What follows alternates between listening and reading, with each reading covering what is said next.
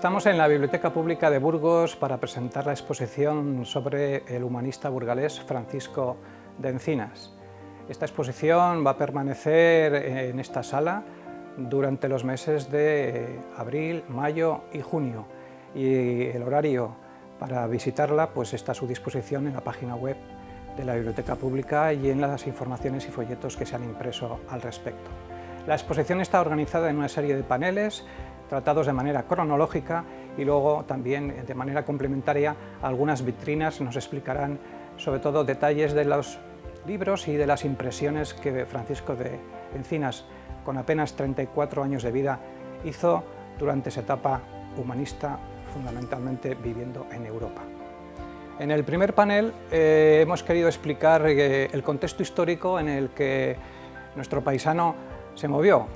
Un humanista reformado en la Europa de Carlos V trata de explicar en unas imágenes muy seleccionadas quiénes fueron aquellos reformados o humanistas de su tiempo con los que coincidió, con los que se carteó, en algunos casos no exactamente, pero con los que tuvo una vinculación bien por el conocimiento, bien por las relaciones epistolares o bien porque vivió junto a ellos. Evidentemente conoció a Lutero, estuvo muy cercano a Melanchthon porque vivió en su casa en Wittenberg, y algunos de los grandes reformadores o de los humanistas europeos que plantea el panel pues son en gran medida coetáneos de Francisco de Encinas.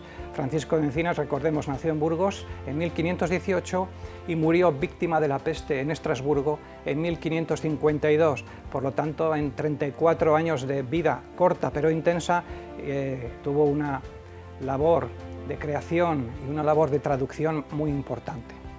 Francisco de Encinas es un hombre de su tiempo, es un hombre del tiempo de la imprenta, ¿no? Francisco Socas, el primer biógrafo en castellano y en latín sobre la vida de Francisco, dice que le define como un hombre de libros, emblema de su tiempo, que quiere mover el mundo con su pluma como palanca y la imprenta como punto de apoyo. Tenemos un perfil, por lo tanto, de un gran impresor editor. Francisco de Encinas procedía de una familia acaudalada, era una familia burgalesa dedicada al comercio de la lana, que tenía muy buena parte, una gran parte del sector familiar instalado en diferentes ciudades europeas, inglesas, francesas y sobre todo en Flandes, para tratar y seguir con el negocio de la lana. Creció en estrecho mundo con este contacto claro del comercio, una característica que definió al Burgos del XVI. Burgos del XVI, en un resumen muy sintético, podemos definirle como una ciudad de imprenta, de comercio y de erasmismo.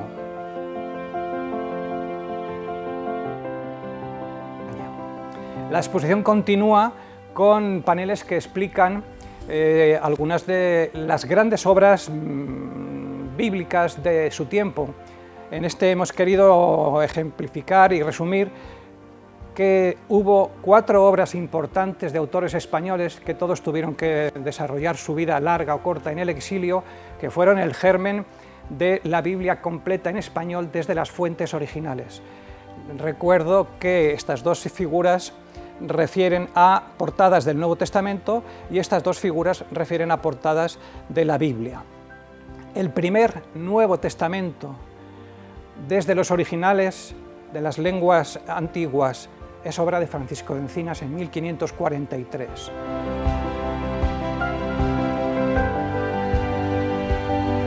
Seguidamente vamos a pasar a hablar de una manera también cronológica de las obras de Francisco de Encinas a través de las portadas más características. La breve y compendiosa institución de la religión cristiana, la autoría, la impresión y la fecha son falsos, es un trabajo que hizo Francisco de Encinas y ya le planteó una dificultad desde el principio. Fue un volumen muy peligroso y sería uno de los cargos que le llevaría años más tarde a la cárcel de Bruselas por la sospecha de que había sido su autor o traductor. Una edición contemporánea de este texto ha sido llevada adelante por la Universidad de Castilla-La Mancha, que también ha editado algunos otros libros relacionados con Francisco de Encinas. Este es un panel interesante que me gustaría destacar para que pongan atención. Esta es la portada original del Nuevo Testamento de Francisco de Encinas y hay una particularidad en este castellano de su tiempo, y es que él introduce una palabra, la que destacamos en el titular del panel, que es la palabra solo. El título del ejemplar es El Nuevo Testamento de nuestro Redentor y solo Salvador, Jesucristo, impreso en 1543. Sin entrar en mucha profundidad, diremos que algunos asesores de Francisco de Encinas le dicen que le recomiendan quitar esa palabra porque claramente se posiciona en un terreno de sospecha, aunque ya era un hombre sospechoso de antemano. Y de esta portada del primer Nuevo Testamento, de la primera versión que él hizo, solo se encuentran 2 ejemplares en la actualidad en Inglaterra. Posteriormente inmediatamente cambia la portada y establece la definitiva, donde desaparece la palabra solo, un concepto que claramente, enfatizar la palabra solo en el contexto de su tiempo es posicionarse claramente con una posición protestante o luterana. Junto con algunos de los paneles anteriores, como el del Nuevo Testamento, pues es interesante llegar a este que toca en la cronología de la exposición. Lo que comúnmente conocemos como las memorias de Francisco de Encinas, pues no son unas memorias al uso. Realmente lo que cuentan son hechos de apenas 2 años de su vida que están relacionados con la edición del Nuevo Testamento, con la cárcel posterior durante 12-13 meses en Bruselas y con su huida de la cárcel. Todo eso es un tiempo histórico que apenas dura 2 años. Esta es considerada a nivel narrativo su obra más importante. Aquí reproducimos un texto que él hace de algunas de las sesiones del Concilio de Trento. Encinas imprime en 1546 un tratado muy crítico sobre las primeras sesiones del Concilio de Trento y rechaza que la Vulgata latina sea tenida por único texto universalmente válido. Los reformadores lo que plantean siempre es nuevas traducciones de los textos bíblicos escritos generalmente en las 3 lenguas, el Antiguo Testamento en hebreo y el Nuevo Testamento en griego. Francisco de Encinas, como tantos reformados, plantean que la Vulgata latina no es un texto con una traducción correcta y que hay que revisarlo, y para revisarlo hay que ir a las fuentes anteriores, ¿no? El siguiente panel está colocado aquí por una cuestión espacial y lo que ilustra es los 7 cargos que llevaron a Francisco de Encinas a la prisión. Es interesante hacer una somera lectura de los mismos, ¿no?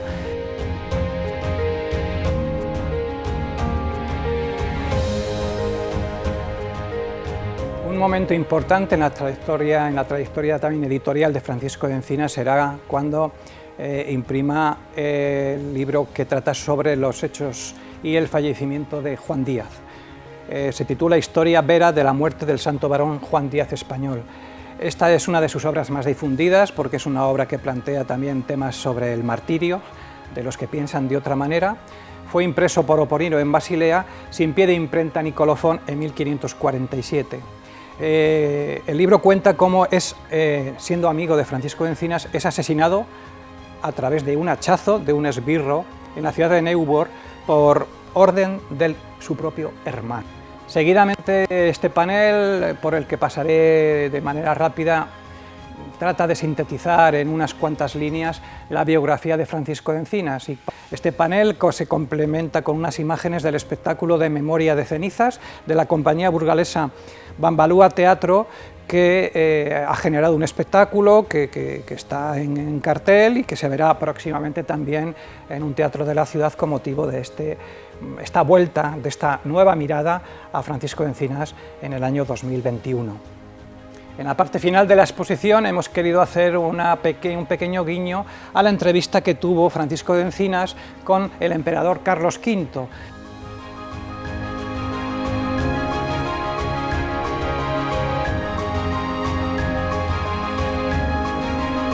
Estamos entrando en los últimos años de su vida. Si Francisco de Encinas morirá en 1552, estamos hablando de obras de su tiempo en el 1550.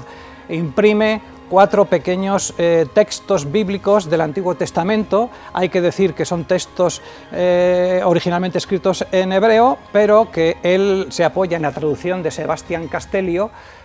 Estos 4 textos han sido reeditados en una edición muy contemporánea, de nuevo por la Universidad de Castilla-La Mancha, bajo el título de Sabiduría de lo Alto. Estas son traducciones de textos bíblicos, todos bajo un falso pie de imprenta. Dentro de la producción literaria de los ultimísimos momentos y justo antes de su fallecimiento tenemos textos del 51 y del 52 y son traducciones de grandes referencias bibliográficas de textos latinos y algunos a un tamaño, vamos a decir, de libro de bolsillo o un libro de venta más fácil, y uno en concreto sobre Tito Livio en una edición in folio de lujo. Francisco de Encinas, hay que recordar que tenía muy buen ojo para que tocar y poner en el mercado aquellos ejemplares en castellano o en latín en algunos casos, donde él consideraba que la venta iba a ser interesante y que a nivel comercial iban a tener salida. Estamos hablando del último año de la vida de Francisco de Encinas. Mencioné que el gran proyecto de su vida fue la Biblia castellana. Esta Biblia castellana, pues no, si existió completa no lo sabemos, si existió en parte pues tampoco, se perdió. Sí que se conserva el contrato con Frank Oberritter, que indica que Frank Oberritter tiene que hacer 600 figuras grabados para ilustrar la futura Biblia.